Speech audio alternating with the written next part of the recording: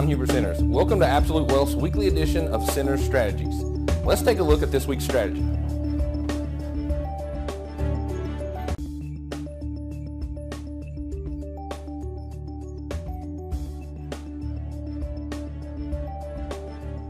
In this week's strategy, let's talk about the Facebook IPO. As you can see here on CNBC, there's some talks about the botched Facebook trades draw more regulatory review. You can also see that the Facebook fiasco is going to have a negative price action relationship on Morgan Stanley because they handled some of the underwriting and stuff like that. You go over here to Bloomberg, and Bloomberg is touting that Facebook tumbles below the IPO price on the second day. So what's the best way to trade IPOs? It kind of depends on your strategy. It's almost never a good idea to buy an IPO. It's usually a sucker's game.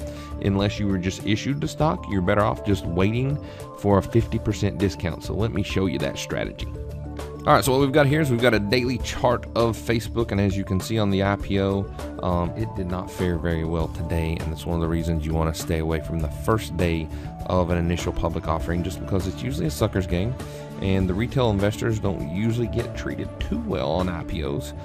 It's usually just a big, pop, and then it implodes on itself. So you can see it had a high print on Friday of 45. You had some institutional underwriting support around 32 pretty hard.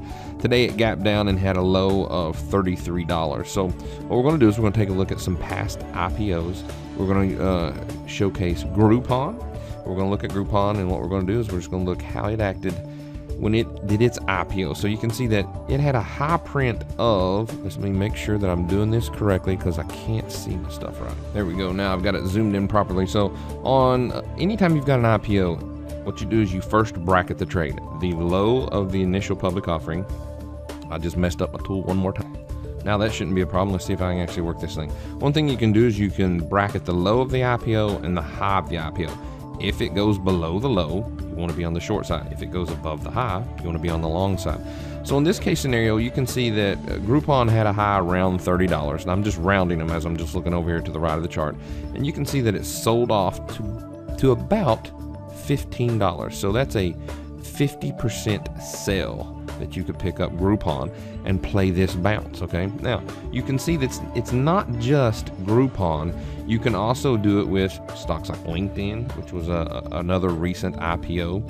And by say recent, I'm just saying recent, and then also is in the same type of niche or niche, depending on where you look at it. And you can see here on its IPO that it also sold off half from a high of 120 all the way down to 60, 50% sell. You pick it up there and you play the bounce. Now, when you are playing these 50% sales, use some type of stop around here. Don't just get married to it. Don't just buy it at 60 and ride it to zero. That's not a good idea.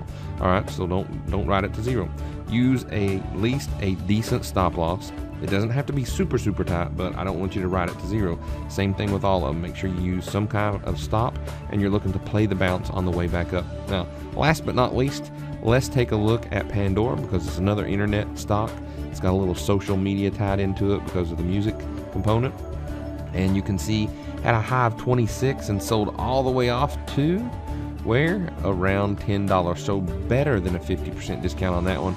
And then you got your bounce. So remember, the next time you feel like you want to chase or aggressively pursue an IPO because it's going to be the next hot stock, you're almost always better off just waiting and buying it at a 50% discount. Good luck, hope it helps, and I'll see you on the next video.